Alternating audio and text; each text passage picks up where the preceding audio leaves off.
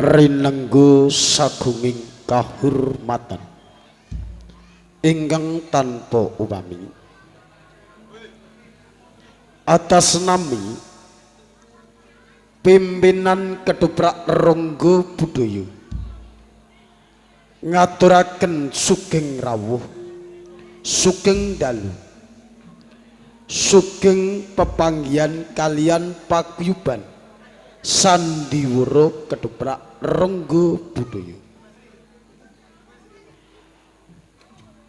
Ketoprak Ronggo Budaya ingkang dipun sesepuhi Bapak Arifin kanthi alamat Desa Ronggo, Kecamatan Jaken, Kabupaten Pati.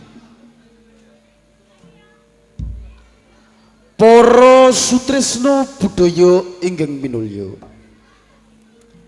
panjenengan sami dipun pasugata uyun-uyun ingkang dipun lajengaken tari gambyong paryanom minangka kangge murwakani pagelaran ing dalu menika.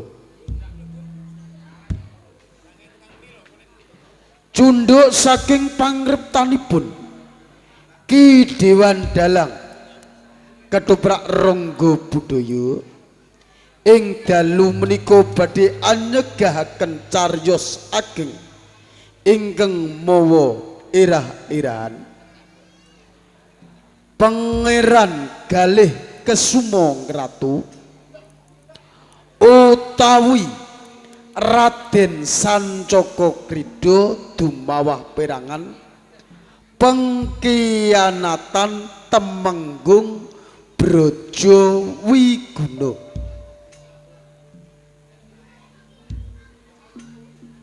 Dewan Dalang utawi sutradara ingkang dipunasta Bapak Bagus Sugiono, pendapuk ingkang dipun paragani Bapak Sigit Sudarman. Suwantening Ibu Wara Anggana utawi pesinden ingkang dipunasta Ibu Ayem Sutarmi. Dening sesepuh pengrawit ingkang dipunasta Bopo Yuga saha bantu Bapak Masri. Pranoto Pakeliran ingkang dipunasta Bapak Markuat Sakonco. Pangeprakipun dipunasta Bapak Legiman. Pranoto Busono ingkang dipunasta Bapak Suparno. Tata teknis lampu dekorasi ingkang dipun paragani Adimas Batak Budiono. Keparenga badhe ngaturaken para paraga ingkang nindakaken kewajiban ing dalu menika. Gedrek angka setunggal hanya riyosaken wonten satengahing wana telasih ingkang dipunasta Mbak Ayu Yati Rahayu, Raden Sancaka ingkang dipunasta Adimas Amin Wijaya. Dening Mbak Ayu Iin Saini ing dalu menika maragani arum. Sigit ingkang dipunasta Adimas Agung Haryono. Adegan salajengipun wonten ing Kadipaten Trajumas. Hadipati Tunjung Sito ingkang dipunasta Bapak Alek Warsiti. Pangeran Rangsang Pati ingkang dipunasta Adimas Dian Karyono. dening Mbak Ayu Nani Mardiana ing dalu menika maragani Kadang Tunjung Sari. Para prajurit ingkang dipun ramekaken, para seniman Bagus Ronggo Budaya, Permadi ingkang dipunasta Bapak Bagus Darmanto, ingkang dados tengen-tengen cariyos ing dalu menika, Pangeran Galih Kesumo ingkang dipunasta Adimas Pujo Legimantoro, dening Bapak Jojon Sujono ing dalu menika maragani Patih Yuda Gringgo, Sang Prabu Puspabawana ingkang dipun paragani Bapak Bagus Sugiono minangka sutradara Ketoprak Ronggo Budaya, Temenggung Brajawiguna ingkang dipun paragani Adimas Sigit Sudarman,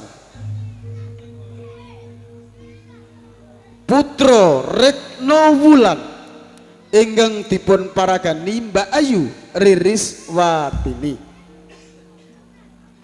Adegan salajengipun wonten ing taman hiburan Emban ingkang dipun paragani Mbak Ayu Yayu Kamalin B129 saha bantu para seniwati ayu keluarga Ketoprak Ronggo Budaya.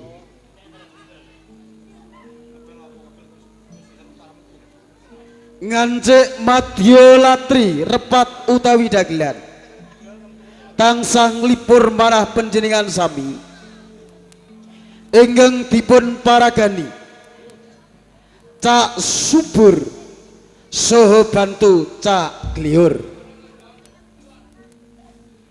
Senopati Jayeng Lugo ingkang dipun paragani Bapak Paidi Eko Wardoyo.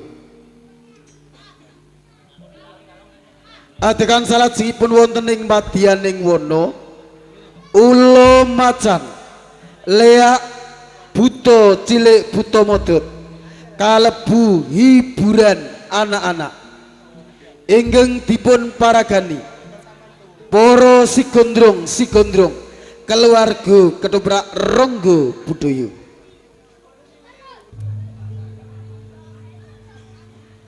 Para sutresna budaya ingkang minulya, mekaten kala wau menggah gancaring cariyos Pangeran Galih Kesumangkratu utawi Raden Sancaka Krida dumawah perangan pengkhianatan Temenggung Brajawiguna.